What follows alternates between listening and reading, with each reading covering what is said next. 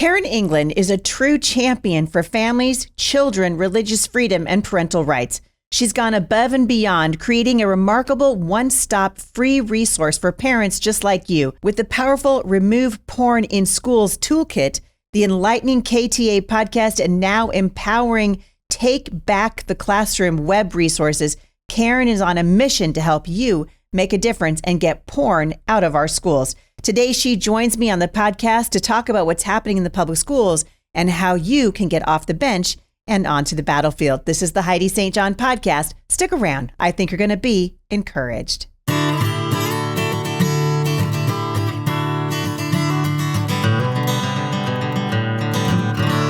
So Karen England, welcome to the podcast. Hey, thank you for having me, Heidi. It's great to see you. I've been following your work. Of course, I met you when I was speaking at Come Back California, and I've become a super fan of what you're doing, really at the front lines of the fight to indoctrinate and injure our children. And there's a lot of work to be done. Oh, absolutely. But I will say, after COVID, people have woken up, and I'm excited to come alongside the moms and dads and grandmas that are going to reclaim their kids and reclaim their innocence.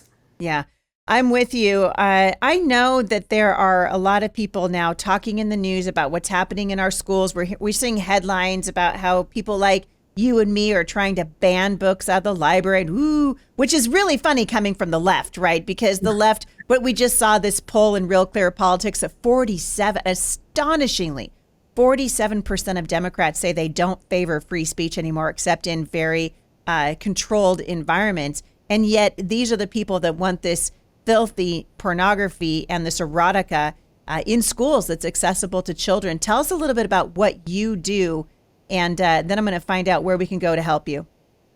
Well, like you said, it's crazy how bold these people are in wanting to sexualize our children and go around the parents to do it. And so we've started to work not just on the sex ed curriculum in the public schools, but all that is going on in the libraries. And I'll be the first to say, I used to kind of poo-poo the moms that were doing, the library books until I really dug into it, and I found how deep and wide it is and how many tax dollars are going for it and how it's everywhere in red states, blue states, how graphic it is. Most of these states, when you go and you look at a school district, a lot of these books are currently checked out in these school districts. And so I was just shocked by how bad it was and how this is stuff that if you left it open in a boardroom, you would be sued for sexual harassment. Mm-hmm. And so that's when we kind of decided we're going to expose this. Parents have no idea. The left wants to say, oh, we're trying to ban of Mice and Men, or the classics. None of that is what we're looking at trying to remove and not ban. You can still get these books in other places, but minors can't access them in public schools. And that's what we want. Well, and it's taxpayer funded. I mean, let's be clear. I'm paying to have this gross erotica put in school libraries where my fifth grader could access it. That's what's actually happening. And the more parents understand, I believe, Karen, that the vast majority of Americans do not want this garbage in the schools. But what I have been saying for many, many years, I think I might have been one of the first people to say this, the National Library Association is an evil, wicked, corrupt organization that is absolutely hell-bent on getting this information and these books into the hands of young people. And people need to stop just letting your kid run, willy-nilly through the library. When my kids were little, I would go to the library with them and I'd be like, yes, this is a safe place. I'll park myself over here in the corner, let the kids run and get books. You can't do that anymore at the libraries, can you? No, you can't. The public libraries are just as bad as the public school libraries, if not worse. And we hear from parents all the time who brought a book home with their kindergartner and thought it was okay until they really opened it up and saw what was going on. And you're right. The American Library Association is not your friend. That's right. They actually, when you look at the Library Bill of Rights, they believe there should be no age restriction whatsoever on any product in the library, from videos to books to audiobooks. And they're the ones that are pushing this. As a matter of fact, next week, the first week in October, is the American Library Association's Banned Book Week, where a lot of public schools, including my high school here in Red County in Red, Tennessee, where the principal is a professing Christian, will have a banned book display because they do it every year. And they will have a checklist and encourage kids to read what they call banned books. But you also mentioned something, Heidi, that I want to play off of. We are not alone. Back in October of last year, we did a Rasmussen poll, and it clearly came back that parents do not want kids having access to this sexual erotica at public school. And it was everywhere from 89 and 79 to 69% of high school parents. And so we are in the majority. We just need to root it out, and you need to know that it's in your school. If it's in my Red County, in Red, Tennessee, it's in your school. It absolutely is. And I think it's shocking that all these years later that we've been kind of, watchmen on the wall and blowing the horn and the whole thing, parents are still saying, oh, that's not happening. I live in Oklahoma. That could never happen here. Or, I'm in the South. I'm living in the Bible Belt. And people need to understand that the devil's living in the Bible Belt. The devil's in the details. And the details are emerging now because of people like you that are coming from our school boards and the library associations. This stuff is in your school. It is in your library. I don't care where you live. I don't care how sweet your librarian is. If your library is a part of the National Library Association, this garbage is in your library. Oh, absolutely. And I need to tell you that the principal went to my church where they do the banned book week. You need to know that he had his 14-year-olds, the AP honors class, were assigned their last lesson last year. Their fourth book was to pick from one of the banned books and do a presentation on it. All of these graphic books were on there. I mean, it's absolutely crazy how our kids are getting indoctrinated. And the thing with this situation was, I had parents coming to me saying, yeah, but that that principal is a Christian. I didn't think this could go on at our school. And I just said, I can't explain why it is, but we're going to try and stop it. And that's why parents really need to be vigilant. And one thing that we're exposing, and we've got a website we can talk about, there are a lot of books out there, genderqueer and All Boys Aren't Blue. They're all making, national news. But there are some really common books that are everywhere that it's kind of a mixture of poetry and erotica or literature, and it's graphic rape scenes. I mean, not just a sentence in a book or one page. One thing that we're doing is showing beginning, middle, and end, that this is a common theme throughout these books, and it's the sexualization of our kids and the breaking down of boundaries. And it's basic erotica, it's porn. If it's not in the pictures, it's certainly in the erotica writing. And it's just, your viewers are going to be shocked when they go and they see what we're talking about. Yeah, and we need to be having, honest conversations. Several years ago, I had you on my show, and we were like, I hate to be the mom that uses this word, but here's what they're talking about. And it's almost like you have to shock people into listening that this is what's happening to our children. Wasn't there a senator recently who read from one of these books from the Senate floor? Yes, I have it right here. All Boys Aren't Blue. And he read, it was Senator Kennedy out of Louisiana, and the Senate Judiciary Committee had a hearing. This was just a few weeks ago. And he read from this book, which, by the way, is in a majority of school districts, probably 75%. This is not just in my Tennessee school district, but it's in a middle school here too. So not just high schools. And it's currently checked out in one of the high schools. So kids are getting this and they're reading it. But when he read this book, the supporters of this stuff in the libraries, when asked, are you comfortable with me reading that? He literally said, no, I'm not really comfortable with you reading it. And that shows when you read what we're talking about and don't listen to the media, what they say we want to have removed, it is graphic and belongs nowhere near our children. Yeah, that's exactly right. And we know, because the Bible teaches us, that children come to us as sort of a clean slate. We're supposed to protect their hearts and protect their minds. They're not ready. I mean, this stuff, even a grown adult, really, I mean, this is wickedness. We're not supposed to be indulging in these things at all. But when you're talking about children, this takes it to a whole new level, and parents have a responsibility to stand up and do something. Oh, absolutely. You think of this, all of these books, whether it's a picture book, for elementary school where they start the indoctrination, our kids are building their worldview. And it is important that they have a worldview of how God made them, what sex is reserved for, that it is in the context of marriage. These books are all perverting that, which is intentional. Like you said, the devil's in the Bible Belt, and I really had never thought of it that way, but he is, and he's pretty active here as well. And they're getting them earlier and earlier and earlier, and they're doing it, really hitting them from everywhere. Now it's in picture books, and it's in assignments at school, it's in the library when you go in. And again, our taxpayer dollars are paying for this. We need to demand that our taxpayer dollars only be used to actually educate our kids. Yeah, well, and even that, I mean, they're failing at that, right? I mean, they're absolutely failing. Our kids are failing at reading, writing, and arithmetic. Most of these kids couldn't show you where Israel was on a map, but they can tell you how many genders there are. And they can talk to you about social justice from sunup to sundown. I mean, this kind of ideology is everywhere in the culture right now. And I feel like sometimes it seems like it comes at us so hard and so fast that you have to wonder, am I making a difference at all? But honestly, Karen, we are making a difference. You are making a difference. People are starting to listen. When I had you on here the first time, we were talking about the kitchen table activist and your passion to really teach parents, and well, not parents, anybody, how you can be an activist from your kitchen table.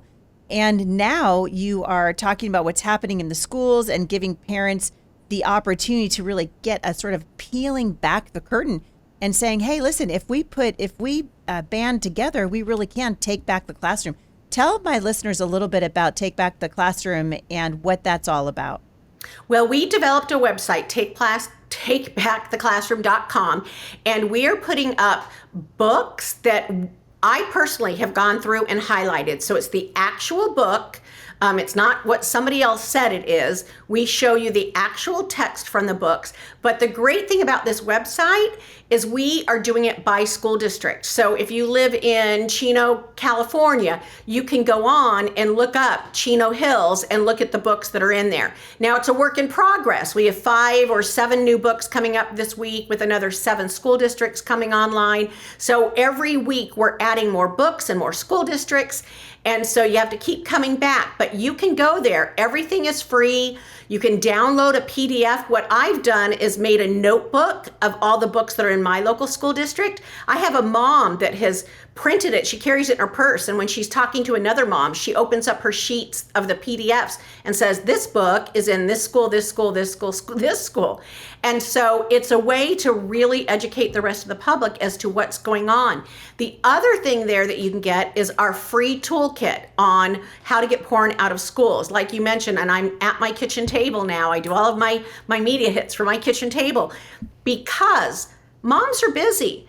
Yep. We want to help them. That's why we've built this site. You don't have to go do all the research yourself. We want you taking care of your family and educating your children and serving your church and your community. So we do the work for you, and that's what we're going to continue to do. And our hope is by the end of the year to have 70% of the school districts and 70% of the books up there, and really be able to be a resource for every single state, not just I believe we've got 11 up there right now, but we want to add Washington and Oregon. And I mean, I was telling you, California has over 900 school districts alone. And so again, this is a project, but we're committed to it. It's amazing. You say California has over 900 school districts. Think about the number of children that are being subjected to this filth every single day. It is so upsetting. These are little ones. I'm trying to imagine, and I was watching my daughter. She's almost 13 years old, but she's been dancing ballet here at Firmly Planted Family now for the last 7 years. And last year she got to dance on point. And I was watching her, and I was thinking, I cannot imagine that little girl reading the kinds of things that these children are reading. And the whole goal is to desensitize our children. People need to understand that. There's a reason why California is screaming for consent, right? Yep. There's a reason why Oregon and Washington, and you're starting to see the language of consent being put. And they're not trying to protect your child. They're trying to desensitize. They're trying to say, hey, you know what? This pedophile or that pedophile approached my child. They were taught consent. We taught them consent at 5 years old at Emily Dickinson Elementary School. She knows what it is. So therefore, that wasn't pedophilia. That was consent. This is diabolical, isn't it? Oh, it absolutely is. And they wrap it up and package it like it's oh so good and pressure the parents to think that, oh, if you're not for this, you're uncool or unhip, which is why, I go back to the polling. And again, that poll was a California poll, and we had a majority of Democrats polled. Parents do not want the sexually graphic. The rub is people are believing the media that it's Of Mice and Men, or we're banning 1984, which actually those are the books the liberals want to ban. But everybody needs to run out right now and grab a copy of 1984, and you'll be like, oh, hey, what's going on? Orwell was on to something. Yes, yeah, yes, all Animal of that. Farm, So, come on. Yeah. But these are the books. And I mean, there's another one. There's one called that we're going to expose this week, Looking for Alaska. It's an award winner. They're all award winners. But even adults, I have to tell you, as the staff person, I've got a lot of young staffers. I'm the one that goes through each and every one of these books. And it's a heavy, heavy time when I do it. I mean, I have people praying around me.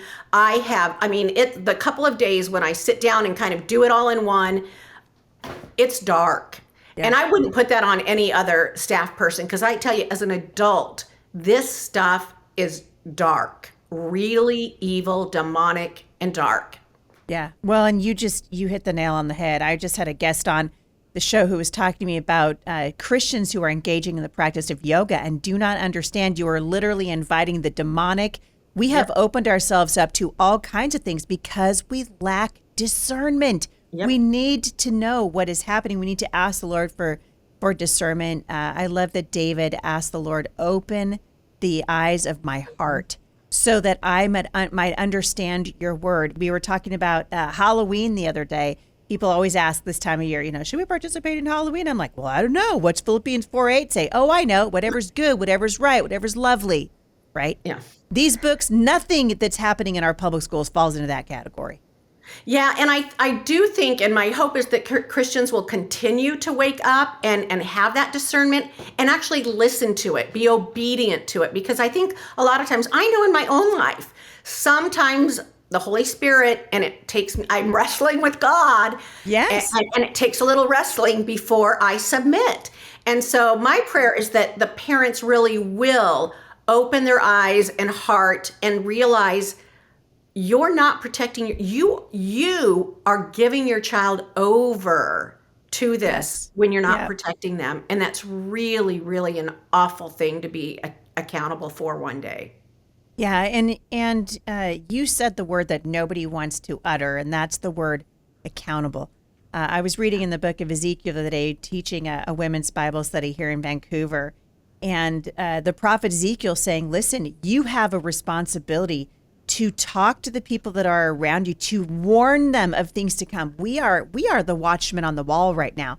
We are the ones who have been assigned this time in human history. I mean, Karen, you and I could have been here in the 1800s, the 1600s, or in the time of Christ. But for whatever reason, he said, Karen England and Heidi St. John, good on you. You're going to be here in 2023. That means we got work to do.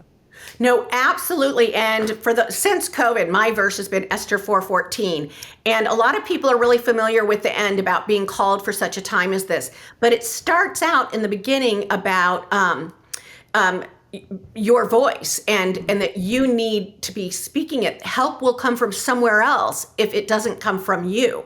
Mm-hmm. And so we need to be the ones, like you said, and I love how you said that, Heidi. We could have been born at any time. We could have been born on any continent.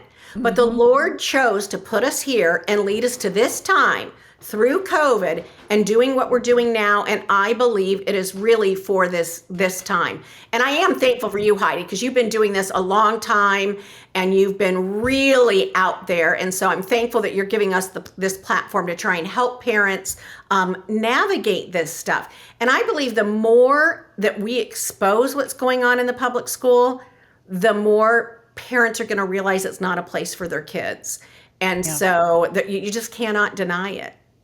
I was thinking, of the Word of God. I'm teaching right now through the book of Revelation, a study that I wrote called Oh, People Get scary. Ready. And I'm teaching, Jesus, right, in the very beginning of Revelation, appears to John, who's been exiled on the island of Patmos, and he has a sword, right, coming out of his mouth, surrounded by 7 lampstands. And he's talking to the church, right? It's kind of Jesus going, here's what I think about the church.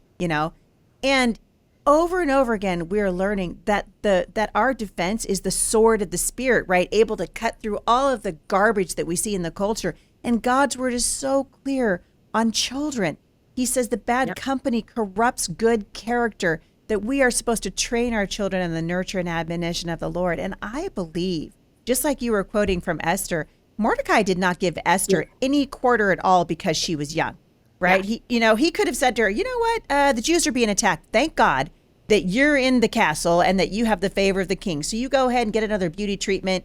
And that must be how God's going to preserve the Jews. He's going to preserve them through you because your life will be spared. No, he said, listen, if you don't speak, that relief for the Jews is going to come from another place. Somewhere But then he went on to else. say, but he said, you and your family will perish. Yep. And this is the message for this generation.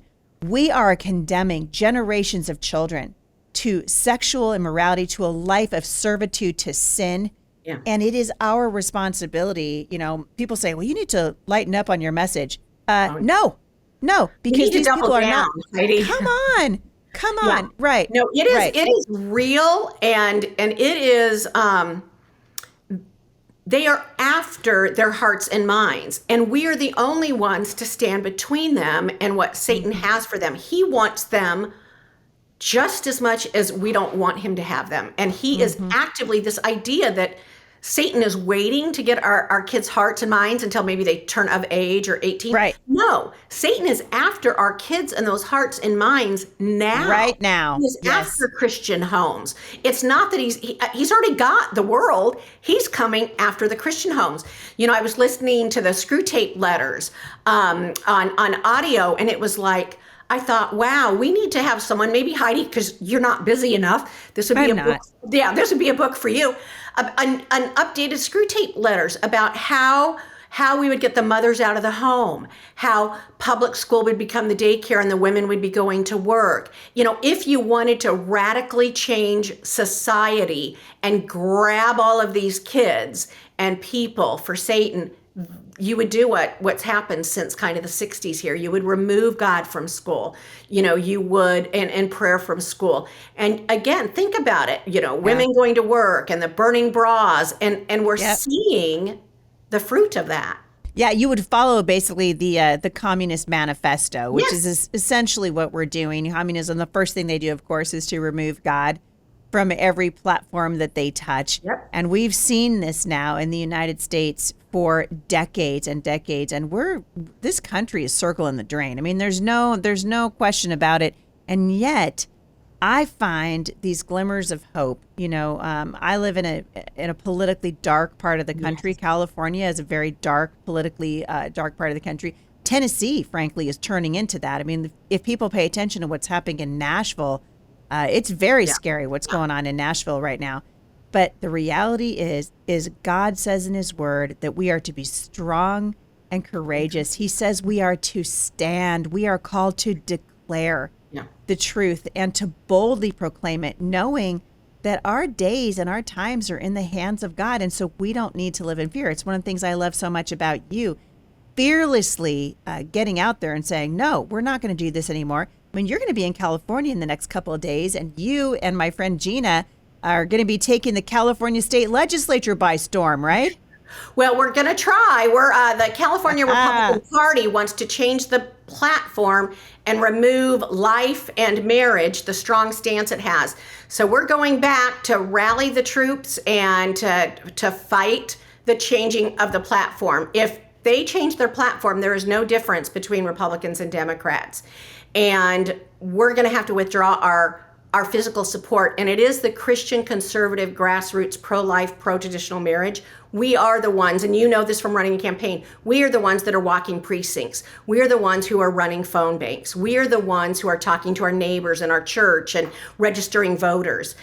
We may not be the big donors, but we're the other end of things. And so we're going to just remind them that they might not want to do that in California, or it's going to get worse. These are very tenuous times politically for a million different reasons, but I think the most frightening thing that's happening in politics right now is the quieting of the voice of Christianity in the conservative movement. We've had a tremendous role to play, right? Started with the moral majority and then kind of morphed over the years. But frankly, and I just did a whole show on this the other day, the corruption, the sexual immorality, the debauchery, the things that we're seeing come from the so-called Republicans in our houses of representatives all across the country are signaling that the barn is on fire, right? So at what point do we get the horses out and change up what we're doing? When I ran for Congress, there are a lot of things that I learned in that run for Congress. I was just talking to Pastor Jack about this a few weeks ago. But my biggest takeaway by far and away was watching in Washington State it's openly being discussed here that we should soften the language on abortion, soften the language on marriage. And, they want us to become homogenous so that people don't go, oh, those are the weirdos. Listen, that's what actually sets us apart. We're saying, look what's happening. It's not working.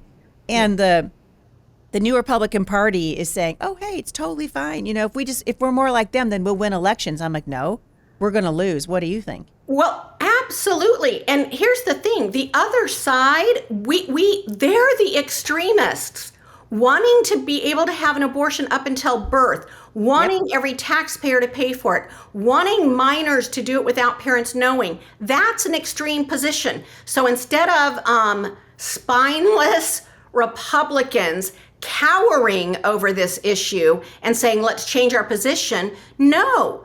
Boldly go out there and say, hey, make them answer for the fact that they think it's okay to kill a baby, wheel them into the delivery room or the abortion room. They need to start talking about it and not cowering in a corner because some feminist said, oh, this is a women's issue. No, this is an issue of life and death. And someone needs to take a stand for it. And if the Republicans aren't, I'm not necessarily loyal to Republicans anyway, but there's no reason to be with that party if they don't stand for the things I believe in. That's right. And it's interesting to see what's happening. I don't know if you saw, I'm sure you did, Donald Trump's interview last week where he was talking about his changing stance on abortion. And I just thought, what is happening? Where we've got to stop looking to our politicians as if they were saviors and start actually telling the truth again as the American people. And I think what's happened is we've sort of allowed, because Donald Trump's not a conservative, he's a populist. People need to understand, they need to look up the difference. There's a big difference between conservatism and populism. And Donald Trump is a populist. Listen, I voted for him, right? I voted for him in 2016. I voted for him in 2020. If he's on the ballot again, when it comes right down to it, I'll vote for him again. But we have got to be more proactive in defense of the things that this nation was built on. We're losing the nation. We're losing our schools. We're losing our churches. And there are very few voices that are standing in the gap right now. But I am encouraged because I do think that voices like yours and Pastor Jack Hibbs are having a change. They're agents of change, and people are starting to listen. Do you feel encouraged by that, or do you still feel like, it's just it's an avalanche? No, I am encouraged. And I will tell you that we've seen, and especially specifically, you mentioned Pastor Jack, they flipped their school board. Yes. We've had so many churches in California that have flipped the school board. And so we're working with them to implement policies at the local level, because what you may not get passed up in Sacramento, you can do in your local community. That's right. And we'd like to see that in Washington and Oregon as well. And so if they aren't going to do parent-friendly policies at the state down, let's do it from the bottom up. And I believe that's how California is going to come back. Several school boards, there were several significant churches involved in the southern state, middle of the state, and northern part of the state. And so far, just in the last couple of weeks, 9 school boards have passed the same policy that Chino Valley did, which is being sued over, but we're okay. We believe, let's let this go to the Supreme Court. Let it go, yeah. let parent, Yeah. we think parents should know if your child's transitioning at school. And that is encouraging. When you've got school boards in communist California that are flipping school boards, standing up to Gavin Newsom and being sued and saying, we don't care. These kids, they belong to the parents, not the government. I'm encouraged by that. And if it can happen there, it can happen in Washington, Oregon, and we can stop the craziness here in Tennessee. Yeah, I agree. Our organization, Firmly Planted, just launched Firmly Planted Action a couple of weeks ago with the goal of educating people starting at the local level to say, hey, you want to see change? We got to stop looking at the federal government for change. It's never going to happen that way. We need to start at the local municipalities. The closer to home, the better, because we can actually have a change. We can make a difference in our local municipalities, in the local parishes, and in the counties and the districts in which we live. I absolutely saw this in my run for Congress, and I know that it can happen.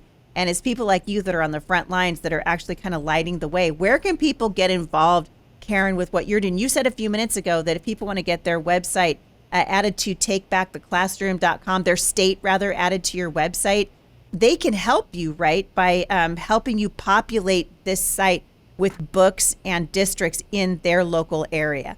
Absolutely. I was sharing that one of our states, when we went live, one of our states, we were contacted from an activist, a parent group in a state, and said, hey, I've got an Excel spreadsheet with all this information. Let me send it to you. So you can go to our website, takebacktheclassroom.com. You can contact us through there. But if you've got that information, it'll just go quicker, because we only have 4 people working on this full time. And you and I talked, California has 900 school districts alone.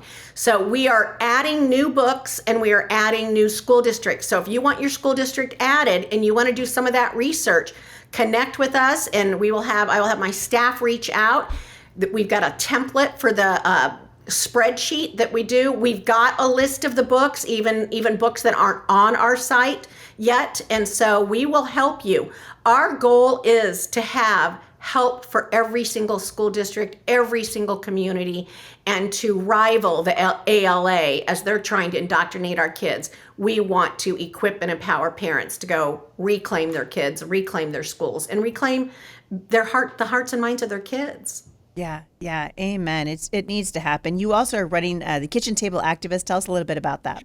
Yes, so this is a podcast, and it is to help, like you mentioned, parents want to do something, but a lot of times they're intimidated and just don't know what to do. So it's where we do the basics, and we're getting ready to launch our second set of just the basics on how does a bill become a law? How do you file a FOIA or a public records request? And we have every state, we have a template. So no matter what state you're from, you can just fill it in and ask for certain information that you want, whether it's from your local school or city council, whatever it is. We have how school boards work and what you can do, how to start a parent group, kind of the do's and don'ts as you're going out there. And so it's really a great resource, and you create a notebook so that you can work through the process no matter what state you're in and no matter what stage of life you're in. If you've got 3 little ones at home, you might listen to it once every 6 weeks and do one of the lessons. If not, if you're a working mom, you might listen to every single one of them on your way to work and get active. Not that you're not active, but that is what we hope. We want to do the training for the moms and dads that have woken up during COVID. And so that's something that we've really enjoyed doing. And I love seeing the fruit of it when I hear from someone and they say, oh my gosh, I listened, now I understand it. I called my representative for the first time. Yeah, that's what I love to hear. Well, and it makes you feel like, oh, hey, I did something. I think we've had this view for a really long time. These people are they're in their ivory towers and we can't get to them. But really, they're not in their ivory towers. And the way that you get to the ivory tower is to the ballot box. That's how you get there. That's the road to the ivory tower. And I can't wait to see what happens with the work that you're doing on behalf of the children here in the United States. And I'd love to have you. We've been talking about this, so I'm just going to let my listeners know. Karen's going to be coming on the show regularly to answer your questions. If you have a question for her or a particular situation that you would like her to discuss or to know about, reach out to me, HeidiSt.John.com/mailbox Monday. Just like you leave your questions for my friend, Dr. Mark Sherwood. Karen's going to be joining us on a regular basis here at the show. The whole idea behind my podcast for the last 8 years is to help you guys get off the bench and get onto the battlefield. Our children are worth fighting for. And that's what this is all about. Karen England, you are a national treasure. I appreciate you coming on. Where can people find you? You can go to capitalresource.org, or all of our, social media is at the Kitchen Table Activist on all the different social media. So I'm excited too, Heidi. I can't wait to get the questions and to be able to equip people really with the specific things that they need. So I'm excited. So thank you. I'm excited about us moving forward. You're very welcome. Thanks for coming on. We'll see you again real soon. Absolutely. Thanks, Heidi. God bless. For more information about my guest today, you can go to HeidiSt.John.com/podcast. If you're interested to know where I'll be speaking next, I am headed to the great state of Nebraska. You can check that out at HeidiSt.John.com/events. Thank you guys for listening. I'll see you back here again at the intersection of faith and